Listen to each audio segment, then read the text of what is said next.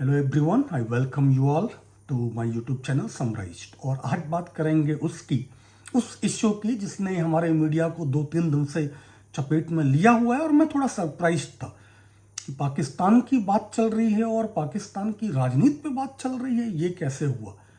ये तो पाकिस्तान को 5-7 साल पहले टमाटर की मौत मार चुके, अदरक की मौत मार चुके, गरीबी की मौत मार चुके, कंगाली की मौत मार चुके। भारत का मीडिया पाकिस्तान को कम से कम 5 साल से FATF जो अंतर्राष्ट्रीय टेरर वॉच डॉग है उसकी ग्रे लिस्ट से निकाल के ब्लैक लिस्ट में भेज रहे हैं। और पाकिस्तान आराम से केवल ग्रे लिस्ट में बैठा नहीं हुआ, अफगानिस्तान की वार्ता से हम निकाल दिए गए। पाकिस्तान ने लीड किया वो वार्ता और हमको केवल US ग्रुप ने ही नहीं, हमारे पुराने दोस्त चीन ने भी निकाल दिया। तो कल जब मैंने इनकी तैयारी देखी, पाकिस्तान के PM के खिलाफ जो नो कॉन्फिडेंस मोशन आया है इमरान खान के खिलाफ, उस पर जब इनकी चर्चा देखी और इनके पैनल्स देखे तो इनकी दरिद्रता का मुझे एहसास हुआ। इतना दरिद्र है भारतीय मीडिया, उसके पास पाकिस्तान जैसे इंपॉर्टेंट देश में जो इंडिया के लिए स्ट्रेटेजिकली इंपॉर्टेंट है, श्रीलंका जैसे देश तक में ब्यूरो नहीं है। ये लोग कोई कोई वीडियो जारी कर देते हैं, पता चलता है कि वार गेम से निकला। खैर, इमरान खान इस बार मुश्किल में है। और इस बार मुश्किल में है क्या, वो पहली ही बार सत्ता में आए हैं ढंग से। लेकिन जो भारतीय मीडिया उनकी सरकार जाने की गारंटी दे रहा है, ये पूरा मूर्खता भरा दावा है और उससे ज़्यादा कुछ नहीं। अभी पाकिस्तान की राजनीति में कुछ भी बहुत क्लियर नहीं है कि वहाँ पे क्या होने जा रहा है। बेशक the majority of the lower house, जिसको पाकिस्तान नेशनल असेंबली कहता है, आप उसको लोकसभा मान लें, उसमें बहुत क्लियर हो रहा है कि जो मेजॉरिटी है वो इमरान खान के साथ अभी नहीं। लेकिन अब आप इसमें एक बात जोड़ दें, पाकिस्तान की राजनीति में कुछ बहुत इंटरेस्टिंग शब्द हैं। जैसे एक शब्द है लोटा, ये पाकिस्तान की राजनीति में बहुत चलता है। लोटा उन सांसदों को कहते हैं जिनका कोई बेस नहीं होता, जो किसी भी तरफ कभी भी लुढ़क सकते हैं। और पाकिस्तान की संसद में अभी ऐसे जो सांसद हैं असल में वो बहुमत तय करेंगे। तो इमरान खान मुश्किल में हैं, लेकिन कितनी मुश्किल में हैं ये कुछ दिन बाद ही पता चलेगा। भारतीय मीडिया ने तो खैर कल ही उनकी सरकार गिरा दी थी कि स्पीकर को तो प्रस्ताव पेश करना ही होगा। विपक्षी पार्टियों ने एक धमकी दी थी, धमकी जैसी दी थी कि ऑर्गेनाइजेशन ऑफ इस्लामिक कोऑपरेशन की मीटिंग नहीं होने देंगे, जो फॉरेन मिनिस्ट्रियल लेवल की है, नहीं होने देंगे, नहीं उसको डिसरप्ट करेंगे। तो ये सारे कॉन्टेक्स्ट थे। फिर उन्होंने स्केल डाउन कर लिया तुरंत, उन्होंने कहा कि ऐसा कुछ नहीं है। और अभी बात स्पीकर के खेमे में है, दोनों तरफ से राजनीति पूरी चल रही है। मैं आपको बताता हूँ कि इमरान खान यहाँ तक पहुँचे कैसे। इमरान खान की जो राजनीति शुरू हुई, जब वो मेरे ख्याल से 1987 में उन्होंने कैरियर 1987 में नहीं 1997 में कैरियर शुरू किया था। और तब कराची जैसी जगह से, अपनी जिस सीट से वो लड़े थे, इतने बड़े स्पोर्ट्स स्टार होकर भी उसमें 1000 सीट भी पूरा नहीं कर पाए थे और पूरी तरह से हारे थे। 2011 आते आते उन्होंने बहुत सारे सबक सीख लिखे। और इमरान खान की राजनीति को अगर आपको भारत के किसी पैरेलल में देखना है तो आप अन्ना हजारे, अरविंद केजरीवाल की राजनीति के पैरेलल में देख सकते हैं। उनके पास दिल्ली तमाशा जैसे इन्होंने किया था, वैसा ही 2011 में एक लाहौर जलसा किया था। बिल्कुल ठीक, एकदम सिमिलर पैटर्न, करप्शन पे, वंशवाद पे, काम नहीं होने पे, प्रशासन पे, तमाम चीज़ों पे हमले। फिर भी 2000, और हाँ, एक ईमानदारी का वादा कि हम बिल्कुल ईमानदार रहेंगे, हम कभी बेईमान नहीं होंगे, हम कभी सच का साथ नहीं छोड़ेंगे और हम बदल देंगे पाकिस्तान। 2013 में चुनाव हुआ, फिर हारे और बुरी तरह से हारे। और उसके बाद इमरान खान की भाषा बदली और इन्होंने तब कहा कि इलेक्टेबल जिताऊ लोगों को हमको लाना पड़ेगा, क्योंकि हम केवल राजनीति में तीसरी पार्टी बन के मोरल्स की बात करने के लिए नहीं आए हैं, हम राजनीति में आके राजनीति बदलने आए हैं। फिर से आप याद करिए कि भारत में ये किस पार्टी की पहचान।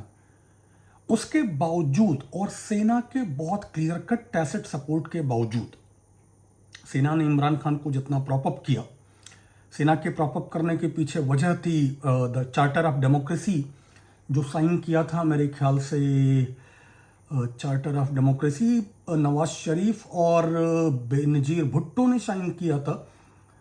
तो ये चार्टर देख लेते हैं, 2006 की बात होगी शायद, बहुत मुश्किल के बाद, जिसमें जबकि बेनजीर भुट्टो और Nawaz Sharif basically PPP Pakistan peoples party और Pakistan Muslim league N Nawaz का पूरा जो 90s का इतिहास है, जब सत्ता में आए तो दूसरे को किसी तरह से जेल भेजना और आर्मी की उसमें मदद भी लेना, और जब सत्ता से बाहर गए तो दूसरे पे आर्मी की मदद लेने का आरोप लगाना, यही रहा है। लेकिन दोनों ने जो नुकसान उठाए, बेनजीर भुट्टो ने तो खैर बाद में अपनी जान भी गंवाई, लेकिन उनको पता था जुल्फिकार अली भुट्टो, उनके पिताजी को भी फांसी चढ़ा दिया गया था, और आर्मी जिस तरह से बार बार तख्ता पलट करती थी, उनको और नवाज शरीफ को एक बात समझ में आई कि अगर नवाज शरीफ को परवेज मुशर्रफ उन्हीं ने अपॉइंट किया था उनके धोखे के बाद, कि आर्मी का अगर इतना दखल रहा तो वो जमहूरियत चाहते हैं, डेमोक्रेसी चाहते हैं, लोकतंत्र चाहते हैं, मुझे नहीं पता, लेकिन उनको ये समझ में आ गया कि फिर सिविलियन एडमिनिस्ट्रेशन या अपनी सत्ता चाहते हैं, अपना फ्रीडम चाहते हैं, तो ये तो नहीं हो पाएगा। और तब इन दोनों ने 2006 में एक चार्टर ऑफ डेमोक्रेसी पे सिग्नेचर किया, जिसमें यह कहा कि अपने तमाम कंट्राडिक्शंस और विरोधों के बावजूद, अपनी तमाम एक दूसरे की मुखालफत के बावजूद, हम डेमोक्रेसी बचाए रखने के लिए, जमहूरियत बचाए रखने के लिए और आर्मी को बाहर रखने के लिए साथ काम करेंगे, मिलके काम करेंगे। उसके बाद भी तमाम बवाल ये सारे काटते रहे। ऐसा नहीं है कि चार्टर पूरी ईमानदारी से लागू हुआ। कभी जरदारी के बहुत करीबी को गिरफ्तार किया गया, कभी सिंध में, कभी पंजाब जो नवाज शरीफ का जो बैस्टियन है वहाँ पे सरकार को भंग करके गवर्नर रूल लगा दिया गया। लेकिन ये चार्टर मोटा मोटा बहुत सफल रहा। और इस चार्टर में एक और समझौता था कि हम जो परवेज मुशर्रफ ने संविधान में संशोधन करवाए थे और जिसकी वजह से जमहूरियत बहुत कमज़ोर हुई थी, लोकतंत्र बहुत कमज़ोर हुआ था, उसको वापस ठीक करना है। और ये सबसे बड़ी सफलता थी। आर्टिकल 18वें संशोधन, पाकिस्तान के कॉन्स्टिट्यूशन में जो 18वां संशोधन किया इन्होंने, 18th अमेंडमेंट, उसने प्रेसिडेंट ने जो एक पावर दे दी थी परवेज मुशर्रफ ने अमेंडमेंट करके कि प्रेसिडेंट पार्लियामेंट को डिजॉल्व कर सकता है, भंग कर सकता है। 18वें अमेंडमेंट से इन्होंने वो पावर वापस ले ली। अब प्रेसिडेंट पाकिस्तान की पार्लियामेंट को भंग नहीं कर सकता। इस तरह पाकिस्तान को उन्होंने सेमी प्रेसिडेंशियल डेमोक्रेसी से एक parliamentary Republic at least in name बनाने में सफलता पाई। उससे भी बड़ा, जो उससे बड़ा नहीं शायद, बट उसके बराबर ही, जब 25वां अमेंडमेंट किया तो पाकिस्तान का एक इलाका था जिसको FTA कहते हैं, फेडरली फेडरली एडमिनिस्ट्रेटर जो एरिया है, जो बॉर्डर का एरिया है खैबर पख्तूनवाला के इलाके में, वहाँ के लोगों की बहुत डिमांड थी कि जो ये फाटा है वहाँ पे आर्मी बहुत जुल्म ढाती है, बहुत सारे परेशानियाँ खड़ी करती है, और इसको सिविलियन एडमिनिस्ट्रेशन के अंदर लाया जाए। और फिर 25वें अमेंडमेंट से फाटा जो है FATA वो वापस खैबर पख्तूनवाला प्रांत का हिस्सा बना। इमरान खान को इससे सबक लेने चाहिए थे, लेकिन इमरान खान पाकिस्तानी पॉलिटिक्स में एंग्री यंग मैन की तरह आए थे, बहुत पॉपुलिस्ट की तरह आए थे। तो 2018 में जब पहली बार और आर्मी के बहुत क्लियर टैसिट सपोर्ट से जब वो सत्ता में आए, तब भी उनकी जो जीत थी वो बहुत हल्की, और बीते 2008 से आज तक की सबसे कमजोर जीत जो है वो उन्हीं की थी। उस चुनाव में उनको केवल 115 सीटें मिली थी, मतलब पूरा का पूरा बहुमत भी नहीं था। पाकिस्तान मुस्लिम लीग नवाज को 64 और PPP को 43। अब इसमें एक बात और जोड़ें, और वो बात ये जोड़ें कि पाकिस्तान में आप कितनी भी सीटों से चुनाव लड़ सकते हैं, तो इमरान खान खुद 5 सीटों से जीत के आए थे, और ऐसे तमाम लोग इनकी पार्टी में थे जो 2-2, 3-3 सीट से जीत के आए थे। तो जो उनकी इफेक्टिव स्ट्रेंथ थी वो 100 के आसपास थी। तो बेशक इनको भानुमति का कुनबा बनाना पड़ा, और भानुमति का कुनबा बना। उसमें PMLQ, Pakistan Muslim league Q कायद गुजरात के चौधरियों की पार्टी है, परवेज इलाही, फैसल इलाही, तमाम जो उसमें हैं उन लोगों की पार्टी, जिसको कभी उतनी संख्या नहीं मिली, लेकिन उसने अपनी संख्या के ऊपर पंच किया पाकिस्तान की कोलिशन पॉलिटिक्स की मजबूरियों के चलते। लेकिन फिर भी वो जो हासिल कर पाए संसद के पीएम के चुनाव में, पाकिस्तान में पीएम का चुनाव जो है वो पाकिस्तान नेशनल असेंबली में होता है। आपकी पार्टी के पास कितने सांसद हैं इससे नहीं तय होगा, आप स्टेक क्लेम नहीं करते। वहाँ पे विपक्ष अपना उम्मीदवार देगा, आप अपना उम्मीदवार देंगे, विपक्ष कॉन्सेंसस भी दे सकता है, और कई बार हुआ है कि पीपीपी ने अपना दिया है, पीएमएल ने अपना दिया है, और किसी तीसरे ने अपना दिया है, तो कितने भी उम्मीदवार हो सकते हैं। और संसद में उस दिन जितने सांसदों का बहुमत जिस पार्टी को है, जिस लीडर को है, वो पीएम बनेगा। इमरान खान की असल चिंता, रियल जो उनकी वरी है वो यहाँ है कि उनको इस बात की गारंटी नहीं है कि उस दिन उनको कितना मिलेगा। इनको 176 वोट आए थे और शहबाज शरीफ को 96 2018 में, और ये 2008 के बाद सबसे कम वोटों से जीतती। इसके पहले 2008 में परवेज अशरफ सबसे कम अंतर से पाकिस्तान के पीएम बने थे और उनको भी 211 सांसदों का समर्थन मिला, मतलब इनसे करीब करीब 50 ज्यादा या 40 ज्यादा। सीनेट में इनकी मेजॉरिटी कभी नहीं रही, जो पाकिस्तान का ऊपरी सदन है। तो अब ऐसे हालत में आप जब एक लेंडक गवर्नमेंट से शुरू करते हैं, लेकिन आपका पूरा एजेंडा पॉपुलिज्म का है, और आप पूरे कॉम्बैटिव मोड में घुसते हैं। इमरान खान ने, संसद जो है वो संवाद से चलती है, बुलडोज करने से नहीं। हमने फॉर्म बिल्स में भारत जैसे देश में देखा है जहां पे तो चुनाव भी संसद के अंदर नहीं होता है, बाहर से एक बार आ जाए तो वो फिक्स होता है, और विप है, अब दलबदल कानून है। उन्होंने संसद के अपने पहले बयान में बहुत सारी बातें कही कि मैं ये डेन ऑफ करप्शन खत्म करूंगा। इस संसद में करप्ट लोग बैठे हुए हैं, बेसिकली शहबाज शरीफ और तमाम और जो आरोपी। तो इन्होंने बहुत कॉम्बैटिव अंदाज में शुरू किया। ये इनकी सबसे पहली मूर्खता थी। कुनबा आपको बनाना पड़ा है जिसमें पीएमएल क्यू भी है, जो पाकिस्तान की हर सरकार में शामिल रही, जिसको असल लोटा पार्टी कहते हैं। उसमें एक बहुत कमाल का नाम है बीएपी, बाप। हम तो सिर्फ आप तक पहुंचे, वो बाप तक पहुंचे हैं, चेक करिएगा पूरा नाम। और इस तरह की दसियों पार्टियों को साथ लेके आप आए और आप बात कर रहे हैं कि इस तरह से चलाएंगे। इन्होंने पहले ही दिन कहा कि प्राइम मिनिस्टर क्वेश्चंस, जो वेस्टमिनिस्टर परंपरा है, ब्रिटेन की परंपरा है कि वहां पे प्रधानमंत्री खुले सदन में क्वेश्चन लेता है और वो बहुत तनावपूर्ण माहौल होता है, इन्होंने घोषणा कर दी कि हम भी करेंगे। किया कभी नहीं, और पहले ही दिन से कन्फ्रंटेशन में उलझ गए। पार्लियामेंट्री अकाउंट्स कमेटी जो होती है उसका 2008 से ही, मतलब 2006 में चार्टर ऑफ डेमोक्रेसी पे नवाज शरीफ और बेनजीर भुट्टो के सिग्नेचर के बाद, दोनों बड़ी पार्टियों के समझौते के बाद, ये ट्रेडिशन थी कि जिस पार्टी का प्रधानमंत्री होगा अगर, तो उसके विपक्ष वाला जो है वो पीएसी में रहेगा। इमरान खान वहीं पे कॉम्बैटिव हो गए। इन्होंने कहा शहबाज शरीफ को नहीं बनने देंगे, क्योंकि शहबाज शरीफ पे खुद आरोप हैं। और ये चलता रहा। फाइनली 2019 के आखिर में शहबाज शरीफ, मतलब पीटीआई हारी, पाकिस्तान तहरीक इंसाफ इस मुद्दे पे हारी और वो बने, लेकिन फिर भी वो चला नहीं पाए अपना, और 6 महीने में उन्होंने इस्तीफा दे दिया। तो संसद बेसिकली हो गई लेम डक। इनके जितने वादे थे, हम ये कर देंगे, हम वो कर देंगे, करिए कुछ नहीं पाए। तब उन्होंने वो दूसरा रास्ता अपनाया जो तमाम पॉपुलिस्ट गवर्नमेंट्स अपनाती हैं।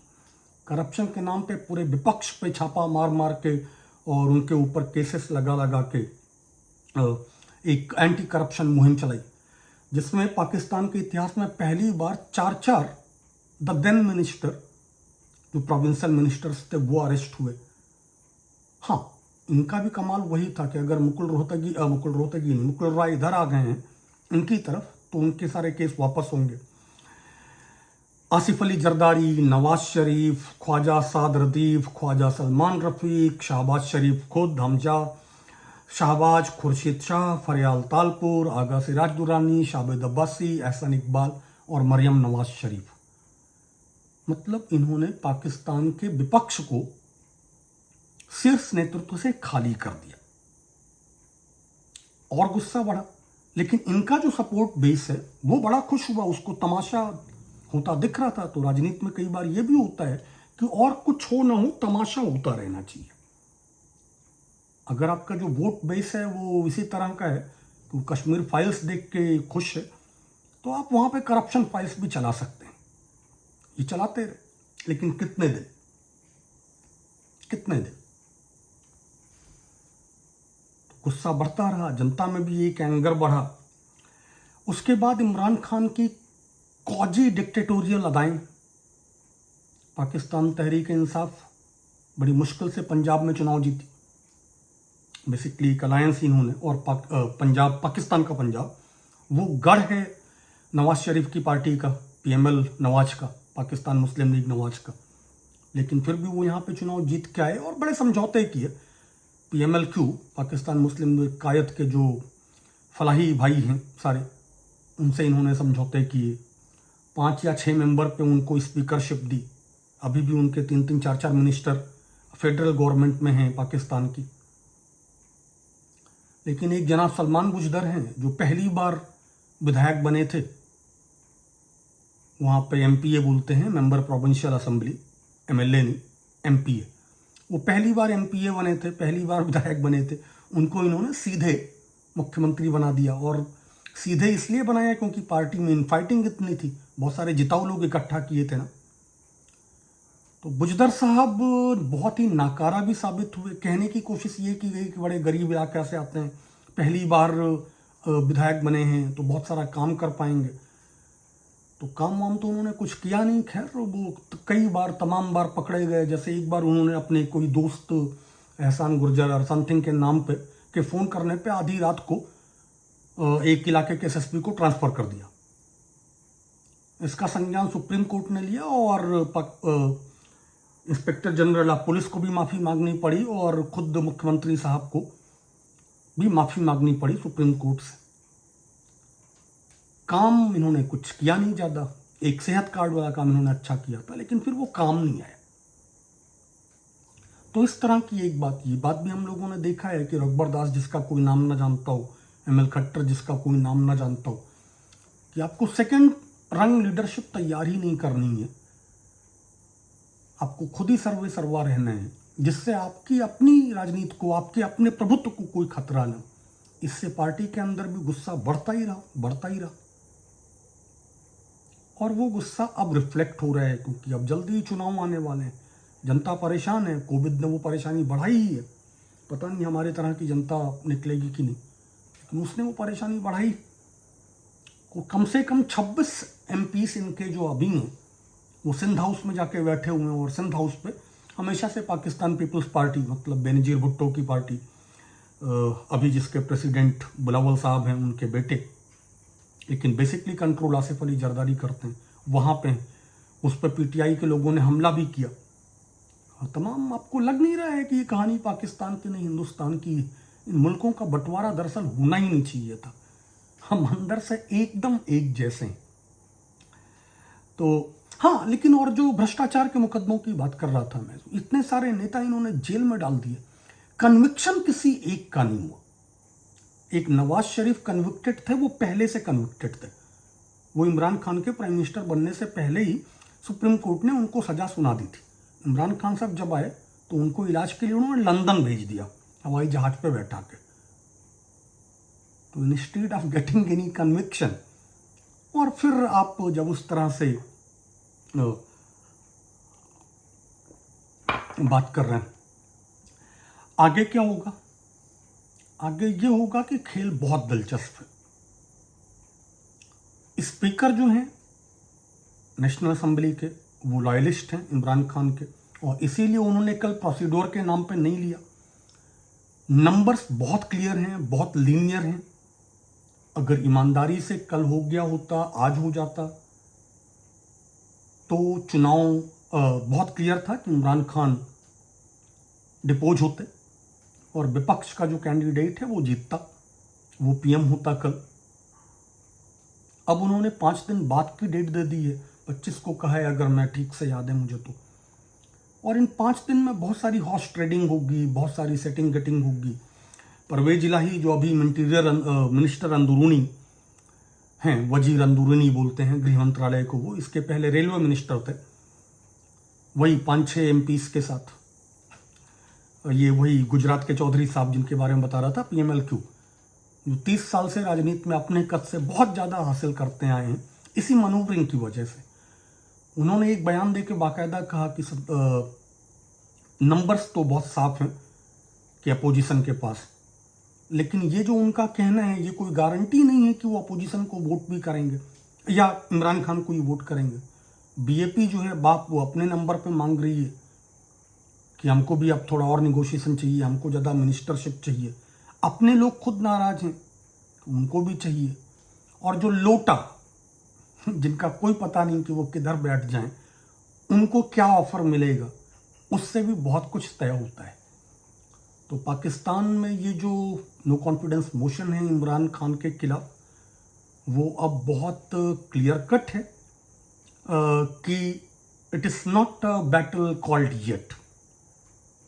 अब इसका अगर कल हो गया होता, जो मैं कह रहा था लगातार कि होगा नहीं, तो साफ नहीं था, तो हो जाता। लेकिन अब कल नहीं हुआ और वक्त मिल गया है, तो अब लोटे तय करेंगे कि वो किधर लुढ़केंगे। बार्गेनिंग तय करेगी कि कौन अच्छी कर पाता है।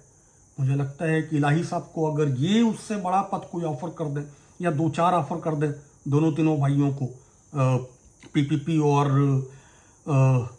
PML नवाज अलायंस, तो ये उधर निकल जाएंगे। तो हम 4-5 दिन बाद ही हमको पता चलेगा कि दरअसल हुआ क्या है। और सच जानने के लिए आपसे अपील है कि इंडियन मीडिया देखना बंद करें। एक सबसे दिलचस्प बात पे ख़त्म करूंगा कि मैं पाकिस्तान को तो मॉनिटर करता ही रहता हूँ, लगातार देखता ही रहता हूँ कि इधर पाकिस्तान के तमाम अखबारों में कुछ दिन से जो सुर्खियाँ हैं और जो स्टेटमेंट्स हैं और जो स्टैंड्स हैं वो बहुत इंटरेस्टिंग हो गए हैं। इमरान खान जब चुनाव में पहली बार आए थे तो दल बदलवों, उनके हर भाषण में लोटा का जिक्र होता था, टर्नकोट्स और करप्शन और डायनेस्ट्स, वंशवाद। इस बार वो इनकी बात नहीं कर रहे हैं। इस बार वो और सैंक्टिटी ऑफ वोट की बात करते थे। वो बात करते थे कि हर आदमी पार्टी के नाम पे नहीं, जमीर के नाम पे वोट दे। इस बार जो अपोजिशन है वो लोटों की बात कर रहा है और जमीर के नाम पे वोट की बात कर रहा है। और इमरान खान साहब बात कर रहे हैं कि नहीं, पार्टी लाइन पे वोट होना चाहिए, अनस्टेबिलिटी हो जाएगी, ये हो जाएगा, वो हो जाएगा। तो देखते रहते हैं। मैं सोच रहा हूँ कि पाकिस्तान पे एक बाई मंथली अपडेट तो की ही जा सकती है, क्योंकि भारत में सूचनाएं कम हैं, तो करता हूँ आगे से। तब तक के लिए अगर चैनल पसंद आ रहा हो तो फॉलो करें, देखें वीडियोस को, साझा करें और अपने दोस्तों को भी बताएं। तब तक के लिए सी यू ऑल, बाय बाय।